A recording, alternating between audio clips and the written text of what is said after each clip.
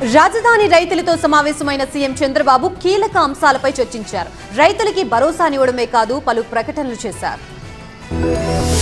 రాజధాని అమరావతికి రెండో విడత భూ సమీకరణలో భూములిచ్చిన రైతులతో సమావేశమయ్యారు సీఎం చంద్రబాబు. ఉండవల్లిలోని క్యాంపు కార్యాలయానికి వచ్చిన 10 గ్రామాలతో రైతులతో సీఎం మాట్లాడారు. రెండో విడత భూ సమీకరణకు భూములిచ్చిన రైతులకు చంద్రబాబు కౌలును ప్రకటించారు. ఎకరానికి 40,000 రూపాయల చొప్పున 10 ఏళ్ల పాటు కౌలు చెల్లిస్తామని వెల్లడించారు. కుటుంబానికి 1,50,000 రూపాయల వ్యవసాయ రుణమాఫీ, ఏడాదికి 3,000 చొప్పున కౌలు పెంచేందుకు సీఎం చంద్రబాబు అంగీకారం తెలిపారు.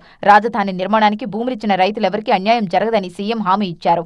ఈ భూముల్లో ప్రపంచ స్థాయి రాజధాని నగరాన్ని నిర్మించే బాధ్యత తనదని, రైతుల బ్రాండ్ అంబాసిడర్లుగా మారి భూ సమీకరణ ప్రక్రియను విజయవంతం చేయాలని కోరారు. అమరావతికి భవిష్యత్తులో ఎలాంటి ఇబ్బందులు తలెత్తకూడదనే చట్టబద్ధత కల్పించామని అన్నారు. ఇక ఈ సమావేశంలో ఎండ్రాయి, పెద్దమద్దూరు, వైకుంఠపురం, కర్లపూడి, పెదపరిమి, వడ్డమాను, హరిచంద్రపురం గ్రామాలకు చెందిన 70 మంది రైతులు పాల్గొన్నారు. అయితే తమకు అభివృద్ధి చేసిన స్థలాలను ఇన్నర్ రింగ్ రోడ్డుకు లోపల ఇవ్వాలని కర్లపూడి గ్రామస్తులు కోరారు. తమకు ఒకే చోట స్థలాలు ఇవ్వాలని ఎండ్రాయి, పెద్దమద్దూరు, కర్లపూడి, వైకుంఠపురం గ్రామాల రైతులు సీఎం చంద్రబాబును విజ్ఞప్తి చేశారు. దీంతో విషయాన్ని అధికారులు పరిశీలించి ఎలాంటి ఇబ్బంది లేకుండా చూసుకుంటారని భరోసానిచ్చారు చంద్రబాబు.